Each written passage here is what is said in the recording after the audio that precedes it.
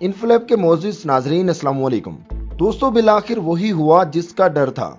Line of control पर भारत की जानिब से हमला कर दिया गया। पाकिस्तान की जानिब से भरपूर जवाबी कार्रवाई। भारत को शदीद जानी और माली नुकसान का सामना, जबकि पाक फौज के 2 जवान भी शहीद। और दूसरी तरफ पाकिस्तान और चाइना के तैयारों ने परवाज भर ली है। दोस्तों, वीडियो की तफसील में जाने से पहले तमाम नए आने वाले दोस्तों से गुजारिश है कि आप इस YouTube चैनल को सब्सक्राइब कर लीजिए और साथ लगे बेल आइकन को दबा लीजिए ताकि हमारी तमाम नई वीडियोस आप तक पहुंचते रहें। दोस्तों, वीडियो को लाइक और शेयर भी जरूर कीजिएगा। दोस्तों, बिलाखिर वही हुआ जिसका खदशा जाहिर किया जा रहा था।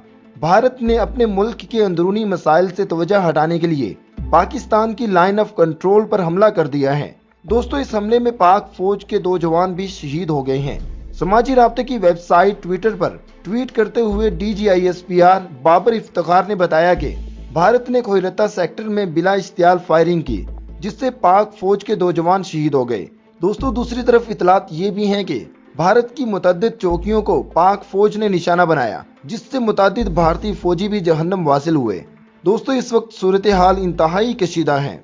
दोस्तों, भारतीय दरअंदेजी का जवाब देने के लिए पाकिस्तान और चीन के तैयारे इस वक्त फिजाओं में महव परवाज हैं। दोस्तों, इस वक्त पाकिस्तान की 3 बर्री, बहरी और फिजाई फौज को मुकम्मल तौर पर हाई अलर्ट कर दिया गया है, क्योंकि भारत अपने अंदरूनी मसाइल से तवज्जो हटाने के लिए किसी भी वक्त पाकिस्तान पर हमला कर सकता है। और दोस्तों, ऐसी सूरत हाल के जिसमें पाकिस्तान और चीन की मुश्तरका फिजाई मशकें शाहीन 9 जारी हैं और ये मशकें पाक फिजाइया के ऑपरेशनल एयरबेस पर हो रही हैं। दोस्तों, भारत के मुमकिना फॉल्स फ्लैग ऑपरेशन के खदशे के पेश नज़र पाक फौज को हाई अलर्ट कर दिया गया है।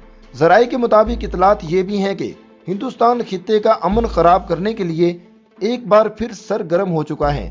भारत की जानिब से मुल्क में जारी किसानों के एहतजाज और कश्मीर में किए जाने वाले मुजालिम से तवज्जो हटाने के लिए फॉल्स फ्लैग ऑपरेशन की तैयारियां जारी हैं।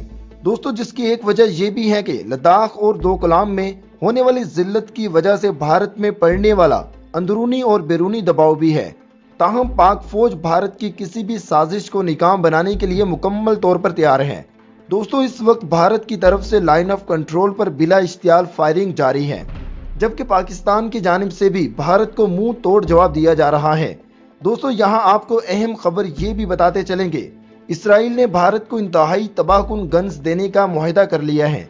दोस्तों, इसराइल ने जो भारत को गन्स देनी है, ये गन्स काफ़ी ज़्यादा अहम और डिजिटल हैं।